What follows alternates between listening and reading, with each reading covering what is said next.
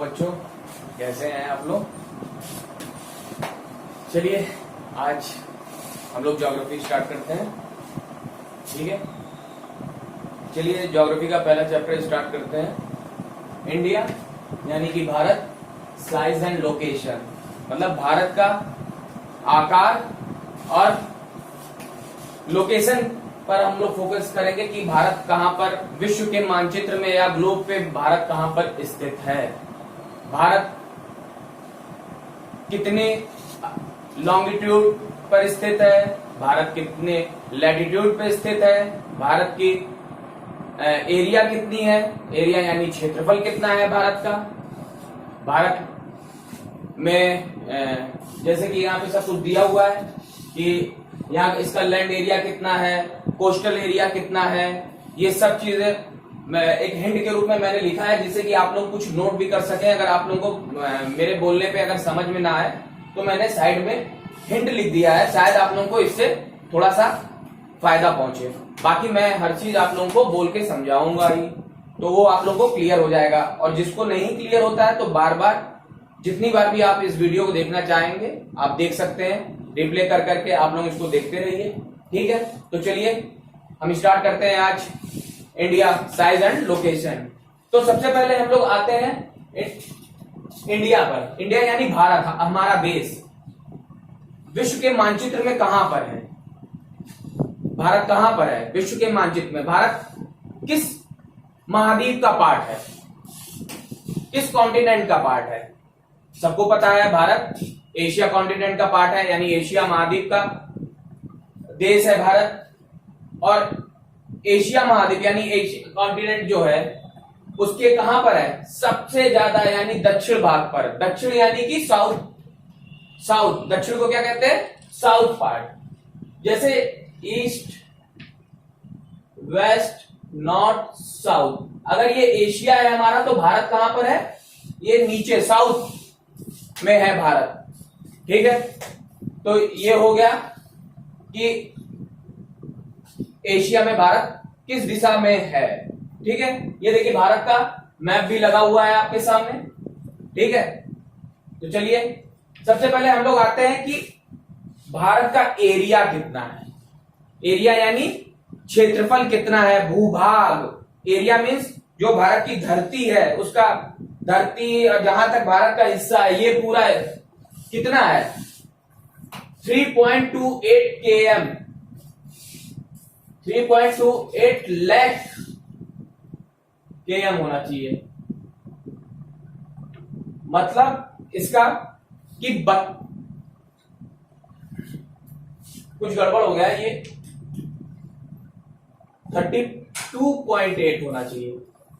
ठीक है, भारत का एरिया है 32,87,000 समथिंग। तो आप लोग इतना याद रखिए, 32,87,000, 32,87,000 किलोमीटर भारत का एरिया है।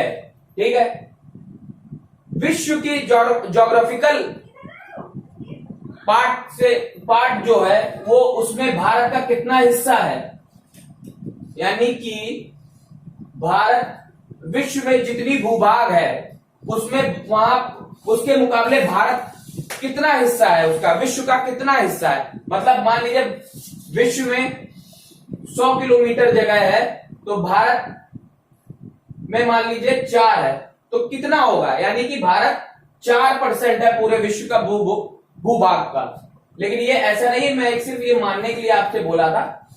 भारत पूरे विश्व, पूरी ज्योग्राफिकल एरिया का कितना परसेंट रखता है, 2.4% एरिया भारत रखता है।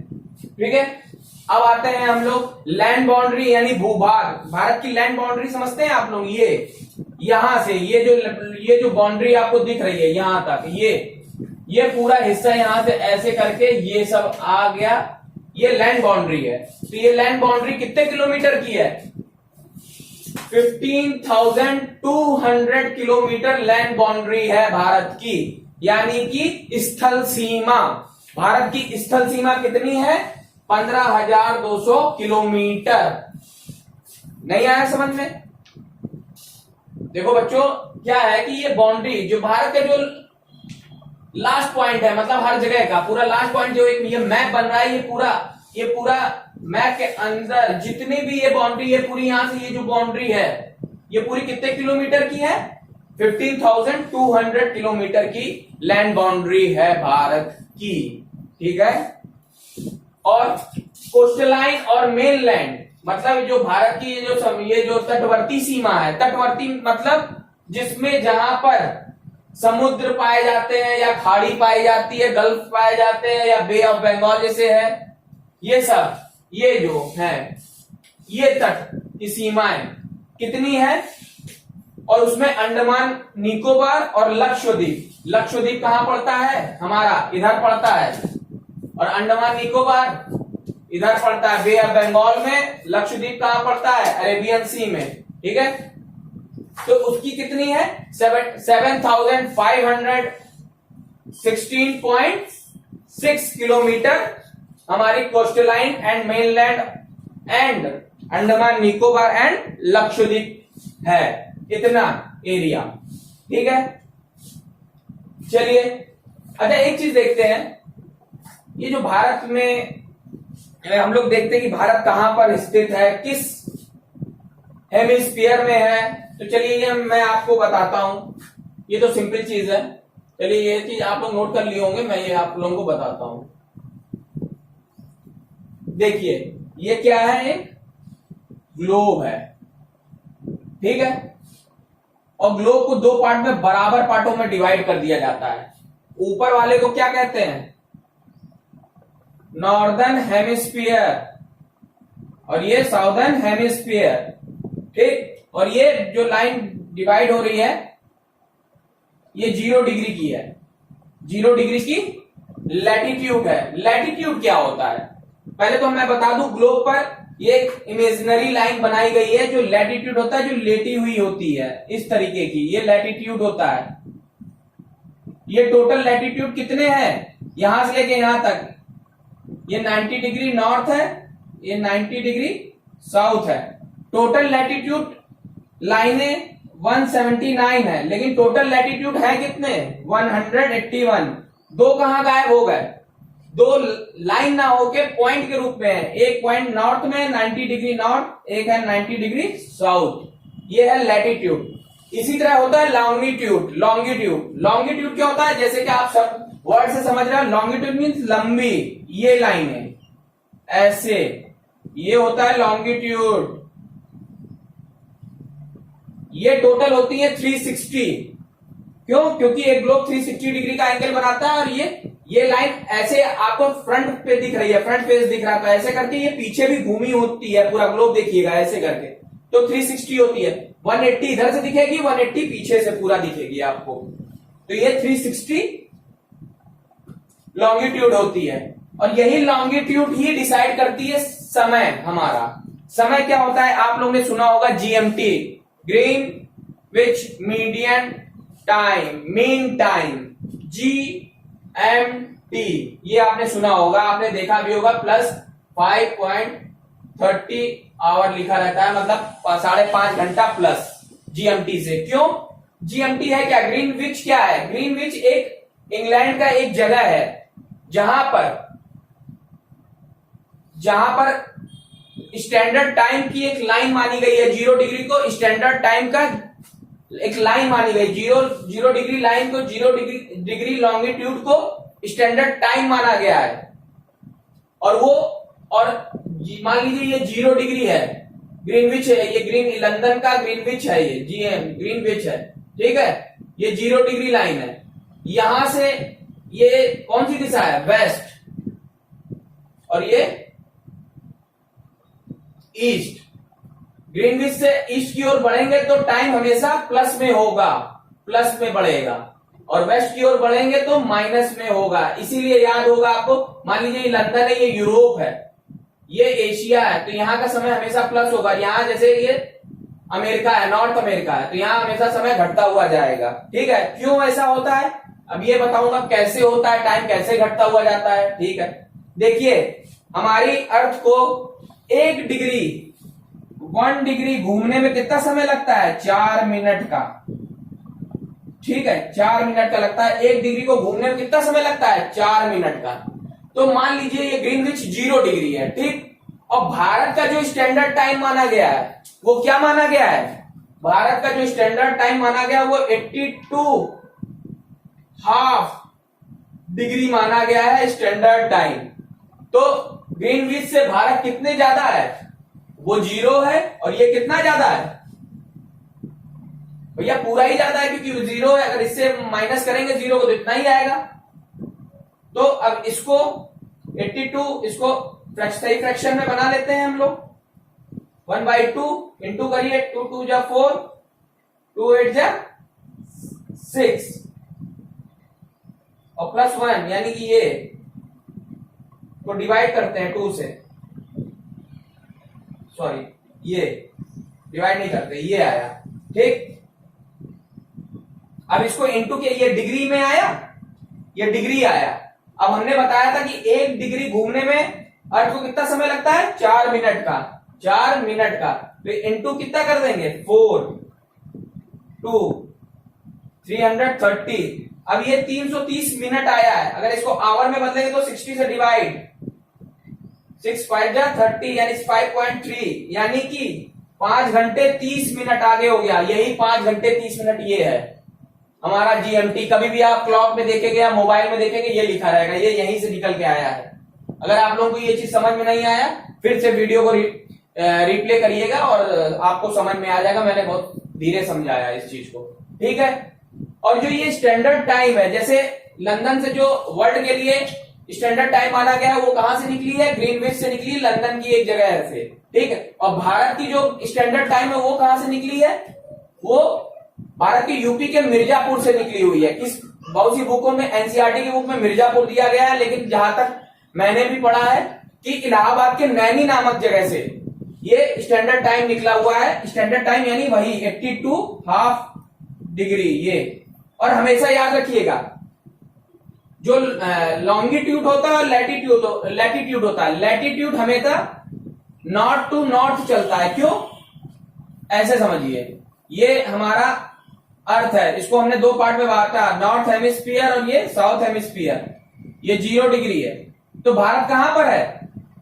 भारत का लैटिट्यूड कितना है? 8 डिग्री 4, यानी कि 0 ये यहां कहीं होगा 8, और इसी से आगे बढ़ जाता है, यानी यहां तक है भारत 37 यहां तक वाली जिस ट्रायंगल में हमने दिखा दिया। तो नॉर्थ टू नॉर्थ ही तो गया, नॉर्थ से स्टार्ट हुआ, क्योंकि नॉर्थ हेमिस्फीयर में है, तो नॉर्थ से स्टार्ट हुआ और नॉर्थ में ही है। तो इसलिए हमेशा 8.8 डिग्री 4 सेकेंड नॉर्थ से 37 डिग्री 6 सेकेंड नॉर्थ तक जाता है भारत का लैटिट्यूड, ठीक है। क्यों?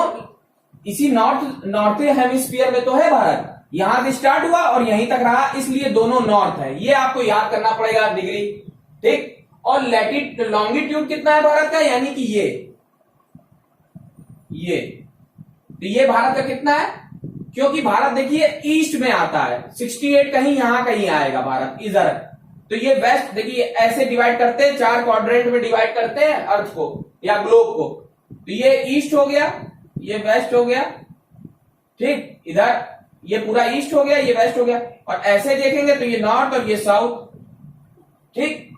अब इधर आ रहा तो यानी ये ईस्ट ही है, तो इसीलिए 68 डिग्री 7 सेकेंड ईस्ट यहां से स्टार्ट होकर 97 डिग्री यानी यहां तक, और 25 सेकेंड ईस्ट यानी यहां तक, यानी ईस्ट से स्टार्ट हुआ और ईस्ट के ही आगे बढ़ा, इसलिए ये दोनों ईस्ट ही लिखा जाएगा।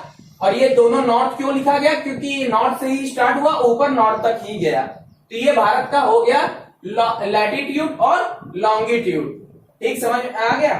अच्छा, एक चीज और याद रखिएगा कि भारत कहां तक फैला हुआ है। भारत का जो ये वेस्ट पार्ट है, सबसे वेस्ट पार्ट कौन सा है? गुजरात, यहां। और जो ये है ईस्ट पार्ट यानी अरुणाचल प्रदेश, तो यहां। और जो स्टैंडर्ड टाइम की लाइन जा रही है ये, ठीक, यही है मिर्जापुर होते हुए जा रही है, यहां से नैनी इलाहाबाद से, ठीक है, जा रही है। तो ये बीच का पार्ट लिया गया है। क्यों? भारत यहां से लेके यहां तक कितने डिग्री में बटा हुआ है? 30 डिग्री में बटा हुआ है। 30 डिग्री है भारत का। वेस्ट से लेके ईस्ट तक कितने डिग्री है? 30 डिग्री। तो 30 डिग्री का हाफ कर दिया गया 15, तो 15 डिग्री यहीं कहीं के आसपास से निकली हुई है। ठीक है, तो यह हाफ करके निकाला गया है। ठीक है, वैसे भारत का अगर ओवरऑल ग्लोब के हिसाब से देखेंगे तो 68 और 97, अगर इसको इससे घटाएंगे, 97 को 68 से घटाएंगे तो ऑलमोस्ट 30 निकलेगा, 30 डिग्री। और मैंने बताया था कि 1 डिग्री घूमने में अर्थ को 4 मिनट लगते हैं। अगर हम 30 डिग्री को 4 से मल्टीप्लाई करेंगे तो 120 मिनट, यानी कि 2 घंटा, 2 आवर्स लगेगा। यानी कि गुजरात के समय में और अरुणाचल प्रदेश के समय में कितना डिफरेंस होता है? 2 घंटे का। ये डिफरेंस ना हो, एक ही देश में समय का डिफरेंस ना हो, इसलिए स्टैंडर्ड टाइम माना जाता है। क्योंकि सब देशों का विस्तार यानी कि फैले होते हैं, तो उसमें टाइम का अंतर आ ही जाता है। इसलिए एक बीच का यानी मीन निकाल लिया जाता है, उसी को स्टैंडर्ड टाइम मान लिया जाता है।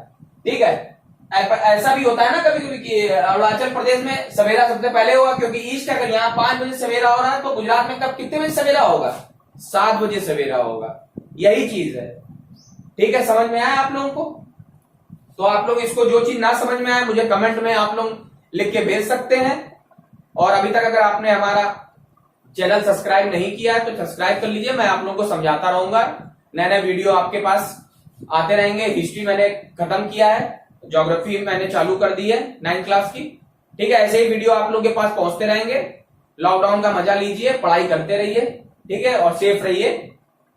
अपने आप को तो बचाइए, अपने घर वालों को बचाइए, अपने आसपास के लोगों को बचाइए, उनकी रक्षा करिए, सेवा करिए, और लोगों जो भूखे हैं उनको खाना खिलाइए। ठीक है, थैंक यू। फिर कल नेक्स्ट वीडियो के साथ मिलते हैं, तब तक के लिए धन्यवाद।